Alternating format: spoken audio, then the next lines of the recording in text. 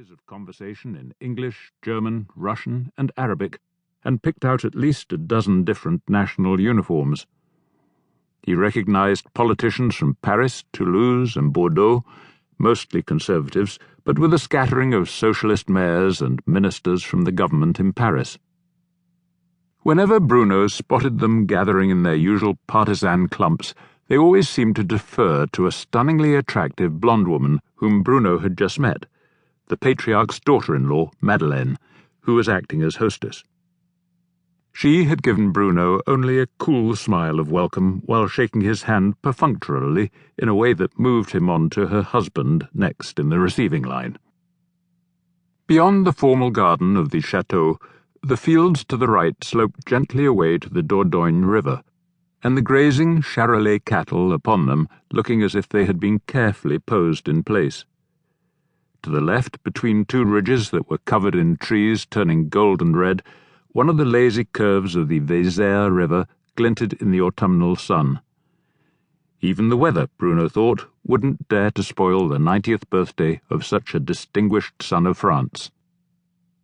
"This must be one of the finest views in the country," the Red Countess said from her wheelchair.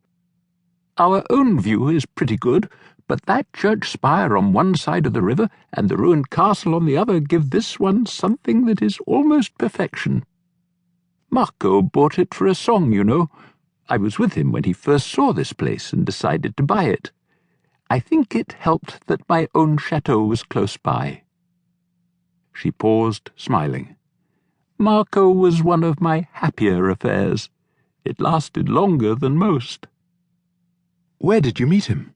asked Marie-Françoise, the Countess's American-born heiress. Just out of her teens, she was looking fresh and enchanting in a simple dress of heavy blue silk that matched her eyes.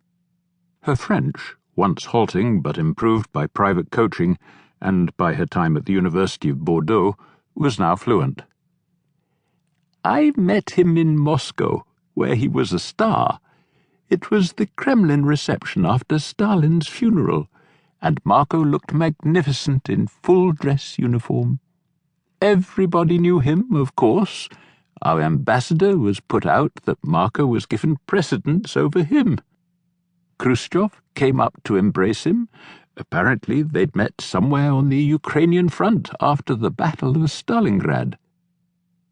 She looked up at her great-granddaughter and gave a gleeful smile that made her look younger than her years. "I'll never forget those frosty glances from the other women present when Marco came up to give me his arm. Mon Dieu, he was a handsome beast. He still is, in his way."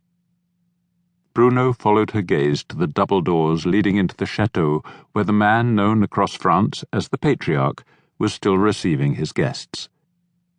He stood erect in his beautifully cut suit of navy blue, the red of his tie matching the discreet silk in his lapel that marked him as one of the Légion d'honneur. His back was as straight as a ruler, and his thick white hair fell in curls onto his collar.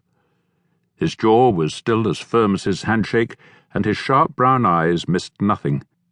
They'd looked curiously at Bruno as he'd first appeared pushing the wheelchair, but once Bruno was introduced by the Red Countess as the local policeman who had saved her life, the Patriarch's eyes had crinkled into warm appreciation. "That is the magic of this woman," the old man had said in the voice of a much younger man, and he bent to kiss her hand. "She always finds a knight-errant when she needs one."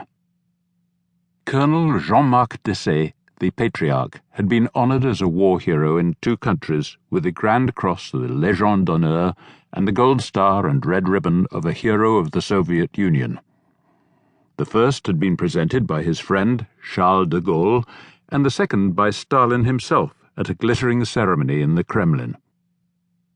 Like most French boys, Bruno knew that the Normandy-Niemen squadron of French pilots flying Soviet-built Yak fighters had shot down more enemy aircraft than any other French unit.